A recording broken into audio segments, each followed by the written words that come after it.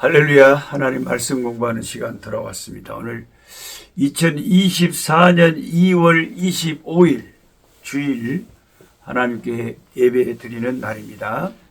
오늘의 말씀은 신명기 25장에서 27장의 말씀인데 특별히 저는 오늘 경기도 안양이라고 서울에서 겁나게 가깝습니다.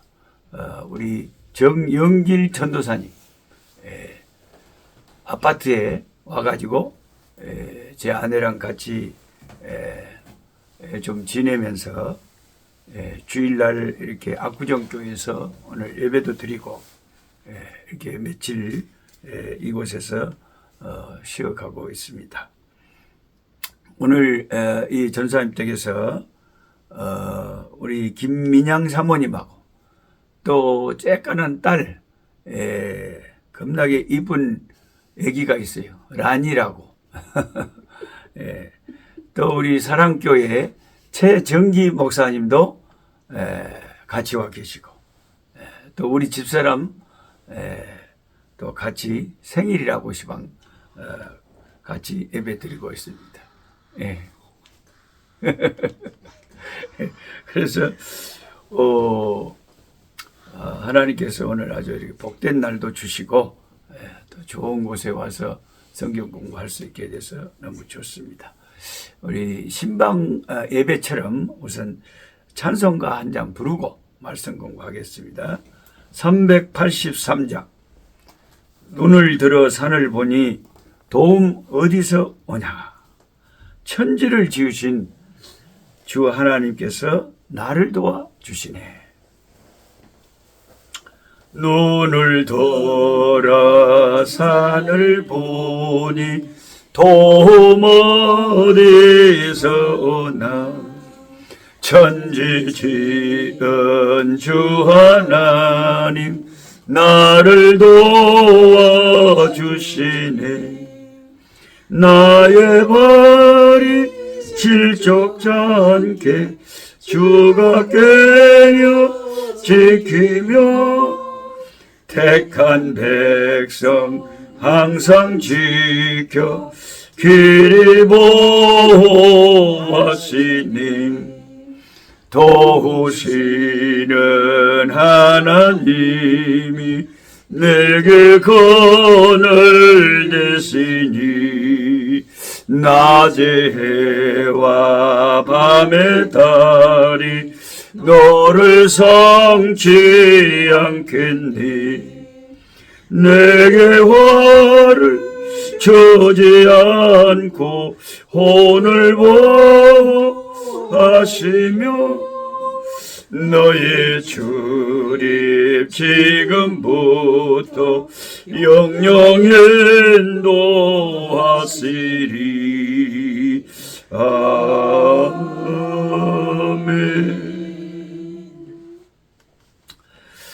오늘 말씀 신명기 25장에서 27장의 말씀 중에 특별히 신명기 26장의 12절에서 15절에 보면 제3년에 드리는 세 번째 11조에 대해서 말씀을 하고 있습니다. 그래서 제3년의 11조 이게 뭔가? 많은 분들이 교회를 다니시는 분들 가운데 제3년에 드리는 11조를 모르시는 분들이 많이 계십니다. 자, 이것은 성경을 세밀하게 읽지 않으신 분들은 잘 모르죠. 근데 매일 이렇게 매년 말씀 공부를 하고 매일같이 공부하시는 분들은 이 말씀을 늘 읽으니까 아실 것입니다. 제3년에 드리는 세 번째 11조가 무엇인가? 신명기 14장 22절에 보면 11조에 대해서 자세히 설명을 하고 있는데 오늘 신명기 26장에서 한 번 더 강조하고 있습니다. 율법에 규정된 11조는 크게 두 가지로 나누어지는데 우선 소득의 10분의 1을 떼가지고 레인에게 갖다가 소득의 10분의 1을 바칩니다. 그러면 레위인들은 받은 11조를 모아서 그 11조의 10분의 1을 또 떼가지고 레위인들은 그것을 거제로, 거제라는 것은 손으로 이렇게 탁 들어 올려서 바치는 그런 제사인데 그 10분의 1을 거제로 제사장에게 바칩니다. 제사장에게.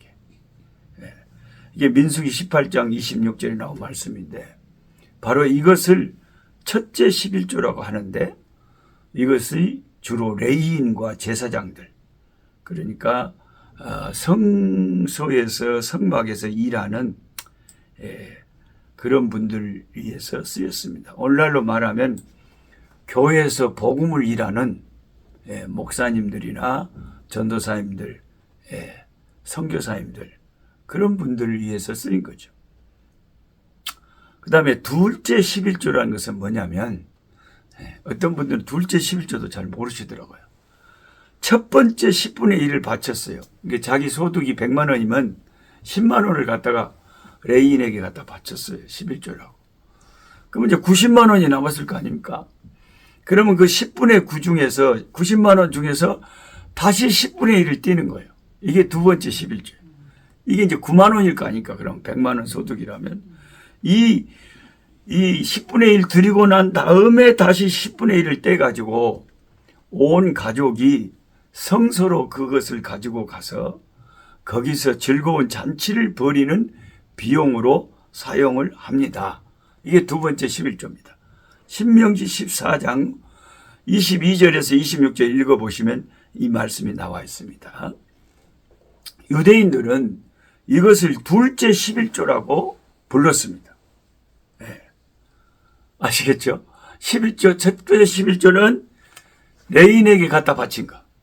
두 번째 11조는 11조 바친 다음에 남은 10분의 9 중에 또 10분의 1을 떼가지고 이제 자기 가족들을 감사하는 마음으로 가서 성소로 가서 잔치를 벌이는 비용으로 썼다. 이것을 유대인들은 둘째 11조라고 했습니다. 그런데 이 둘째 11조를 제3년과 6년에는 성소로 가져가서 잔치를 하지 않고 제3년과 6년에는 3년마다 각 성에 모아서 가난한 자들을 구제하는데 그것을 사용을 했습니다. 이게 신명기 14장 28절 29절이 나오죠. 이것을 제3의 11조라고 부른 것이죠. 본질적으로는 둘째 11조하고 같은 것인데 다만 그 쓰는 용도가 지금 달라지고 있는 거죠. 그래서 첫째 해에 드리는 11조는 온전히 가난한 사람들을 돕는 데만 사용되도록 됐다고 합니다. 3년에 한번 그 셋째 11조를 드릴 때에 가난한 자들을 모아서 잔치를 했다. 참 하나님이 어떻게 그렇게 세밀하게 사회 전체 하나님을 섬기는 그 이스라엘 백성들의 가난한 자들, 약한 자들, 고아와 가부와 배고픈 자들 생각을 많이 하시는지 모르겠어요. 정책적으로. 그래서 이제 요즘에 교회에서 강단에서 11조 이야기를 하면 좀 이제 많이 배우신 분들은 또 똑똑하다고 생각하시는 분들은 11조 이야기하는 것을 좀 구약적으로 생각을 하시고 싫어하시는 분들도 계십니다. 구약의 얽매인 사고방식이라는 것이죠. 이제 제가 남아공에서 한 30년 가까이 살아보니까 유럽에서 이제 남아공에서 내려와서 신앙생활 하시는 백인 교인들이 이제 각 도시마다 제일 중간에 예배당을 지어놓고 그 가운데 거리를 처치 스트리트라고 이름을 부르고 이렇게 신앙생활을 나름대로 하시는데 근데 이제 헌금하는 것은 이상하게 한국 교인들하고는 많이 그게 떨어져요. 세계 아마 그리스도인들 가운데 한국 교인들이 제일 많이 바치는 것 같아요. 11조도 참 그분들이 철저하게 그렇게 하시는 분들도 계시겠지만 아무래도 한국 성도들만큼은 열심히 안 하시는 것 같습니다. 감사 헌금이나 선교 헌금도 인색합니다. 특히 이제 가난한 우리 흑인 교회, 또 제가 그렇게 개척해서 섬기는 우리 교회도 보면 봉투에 담아가지고 자기 이름을 써서 10의 1조라고, 또 감사 헌금이라고, 또 교회 뭐 건축 헌금이라고, 뭐 선교 헌금이라고 이렇게 바치는 그런 분들은 거의 없습니다. 제가 그렇게 강조하고 그렇게 강조하는데도 결코 그게 쉽지가 않습니다. 그래서 한국 교회 교인들만큼 11조와 감사와 선교에 힘쓰는 교인들은 전 세계에서 좀처럼 찾기가 힘듭니다. 아마 이러한 한국 교회 성도들의 헌신 때문에 지금도 여러분 세계 어디를 여행을 가봐도 거기에 가보면 한국 선교사가 있습니다. 한국 선교사가 없는 나라가 가까운 일본부터 시작해서 뭐 러시아니 중국이니 뭐 대만이니 뭐 가까운 나라든 먼 나라든 한국 선교사 없는 나라가 어디 있겠습니까? 다 있습니다. 네, 유럽에도 있고요. 이런 역사를, 이런 헌신을 하게 하시는 이런 한국 교회를 받으시는 하나님은 한국 교회 성도들의 그 헌신, 가난해도 힘들어도 11조 할 줄 알고 감사할 줄 알고 선교할 줄 아는 그런 열정적인 헌신 때문에 이렇게 세계 만방의 선교사를 파송하고 이런 역사를 감당하지 않은가, 그런 생각을 합니다. 저는 우리 아프리카의 우리 흑인 교회가 한국 교회의 이런 열정을 본받아서 언젠가는 아프리카 교회가 아프리카의 더 가난한 나라의 선교사를 파송하는 그들의 힘으로 그런 날이 오기를 소망하고 있습니다. 그래서 한국 교회를 좀 이렇게 경험시켜 주려고 이번 4월 9일 날 아프리카에서 10분의 그 참 가난하지만 제가 좋아하는, 내가 신실하게 여기는 내 형제 같은 우리 아프리카 목사님들을 제가 10분 비행기 표를 제가 힘을 다 해서 한 1,500만 원 들여서 비행기 표를 끊어갖고 이미 시방 끊어서 주고 왔습니다. 그래서 이제 4월 달에 오면은 2주간 잘 이렇게 섬기려고 대한민국 전국 방방곡곡을 모시고 다니면서 새벽에는 또 새벽기도, 가까운 교회든 시골 교회든 큰 교회든 작은 교회든 이렇게 가서 한국 교회를 경험시켜 드리고 싶어요. 한번 봐라. 그래서 우리 아프리카에 이런 한국 교회 같은 이런 교단을 만들고 이런 신학교를 만들고, 그래서 아프리카에 이런 좋은 것은 서로가 배워야 될 거 아니냐. 한번 봐라. 어떻게 믿는지. 바람께. 그리고 제가 그렇게 좀 한국 교회를 경험해 주고 싶어요.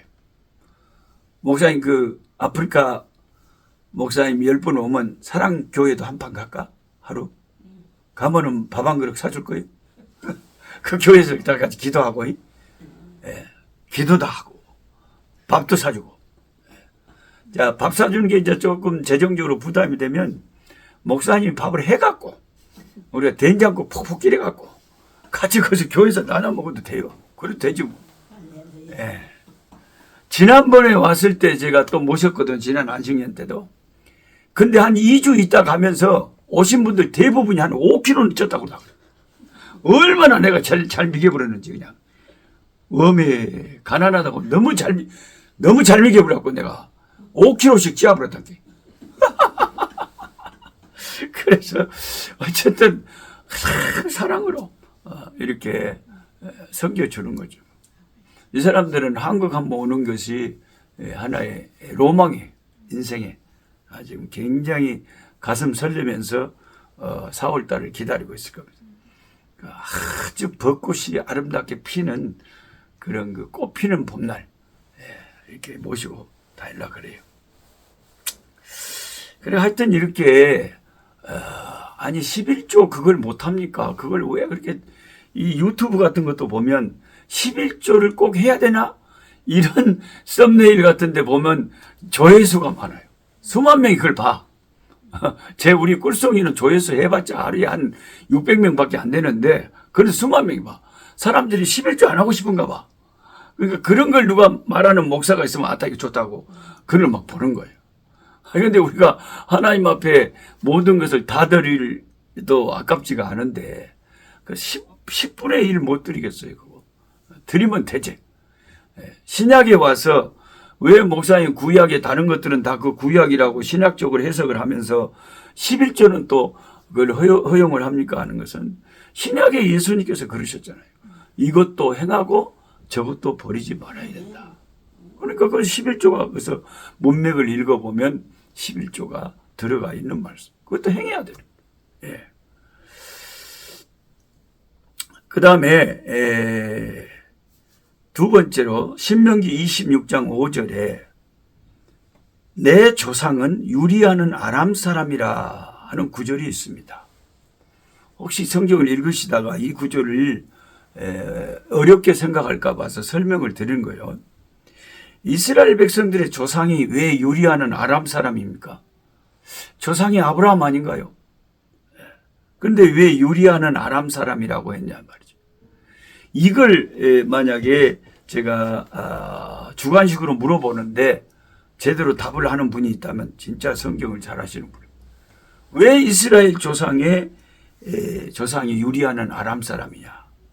그 말은 여기 나오는 조상은 이스라엘 12지파의 조상인 야곱을 가리킵니다. 야곱.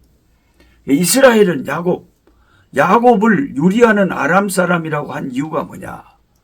그가 야곱이 20년 동안 자기 애삼촌 밧단 아람에 머물렀다.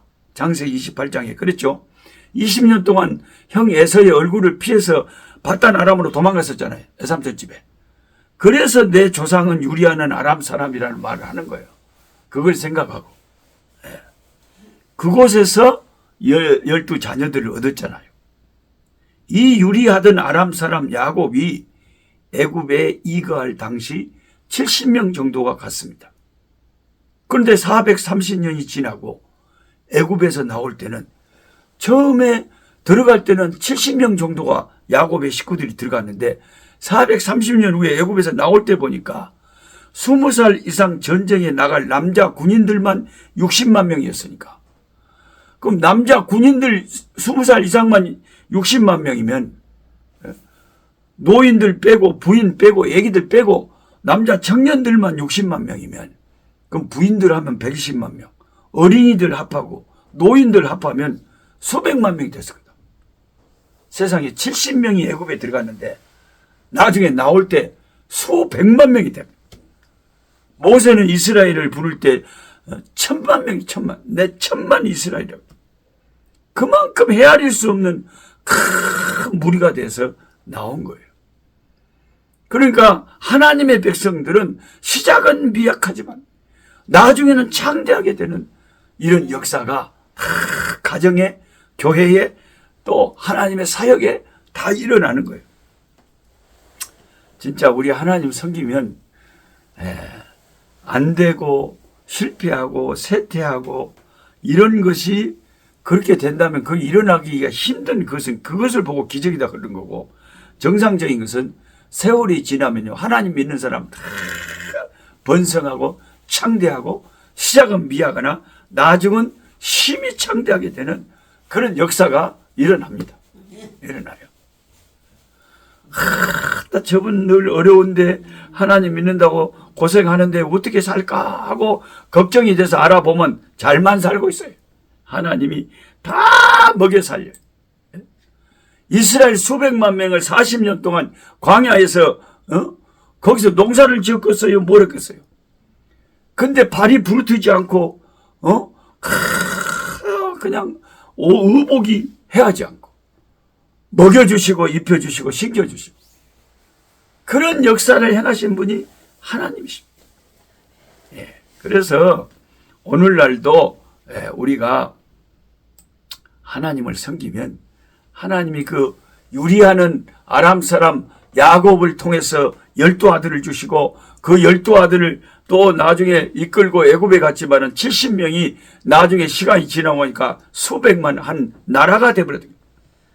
그와 같이 하나님이 아브라함에게 네 후손이 바다의 모래와 같이 하늘의 별과 같이 되리라고 약속하셨는데 나중에 시간이 지나고 보니까 하나님의 약속이 그대로 100% 성취돼 버리더라. 그러니까 시간은 걸리지만 하나님의 백성들에게 이 축복이 언약의 약속들은 다 그대로 이루어집니다. 예수님 다시 오신다는 약속도 그대로 성취되고 예수님이 왕으로 다시 재림하여 오실 것도 그대로 성취될 줄 믿습니다. 그래서 우리는 그 유리하던 아람 사람, 그 불쌍한 나그네, 그 애삼손 집에 가서 참 손님처럼 나그네처럼 살던 그 사람이 나중에 그 후손들이 큰 이스라엘 나라를 이룬 것 같이 우리의 형편이 지금은 유리하는 아람 사람처럼 힘들고 어렵고 외롭고 참 힘들지라도 시간이 지나면 크게 창대해지는 역사가 일어날 줄 믿습니다. 예, 기도하겠습니다. 아버지 하나님 감사합니다. 주님의 은혜 감사합니다. 아버지 하나님의 구약에는 첫째 11조가 있었고 또 11조를 바치고 난 뒤에도 또 둘째 11조도 있었고 또 세 번째는 3년과 6년 만에 그 지역에서 가난한 자들을 초청하여 자기의 소득의 11조를 가지고 가난한 자들을 섬기는 그런 잔치를 벌이고 이렇게 아버지 공동체가 참 가난한 자들을 생각하고 화목하며 그렇게 아버지 앞에 기쁨으로 바치던 그런 아버지 모습을 생각합니다. 저희들도 하나님 앞에 인색하지 않고 11조도 빠지지 않고 잘 드리고 감사와 선교와 아버지 참 이렇게 충성된 마음으로 헌신해서 우리 썩을 이 세상 것으로 썩지 않을 것을 위하여 심는 우리가 될 수 있게 은혜 베풀어 주시옵소서. 그리고 유리하던 아람 사람 야곱을 통해서 12아들을 주시고 그 70명의 야곱의 가족들이 애굽에 갔지만 430년 후에 나올 때 보니까 큰 나라가 되고 수백만의 아버지 하나님의 창대한 민족이 되었습니다. 우리도 아버지 처음 믿을 때는 연약하고 아버지 별 볼 일 없었지만 시작은 미약했지만 나중에는 힘이 창대케 하시는 은혜를 베푸실 줄 믿습니다. 아버지 이 우리 전도사님 가정에도 아버지 처음에는 힘들고 어려운 일 많아도 주께서 복을 주심으로 야곱에게 허락하신 그 축복으로 아브라함에게 허락하신 주 축복으로 함께 하소서. 이 가정이 세월이 흐른 다음에 아버지 강건하여 아버지 하나님 참 하나님께 영광 돌리는 큰 감정들이 일어나는 복된 가정 되게 하여 주시옵소서. 감사하옵고 예수님의 이름으로 기도하옵나이다. 아멘.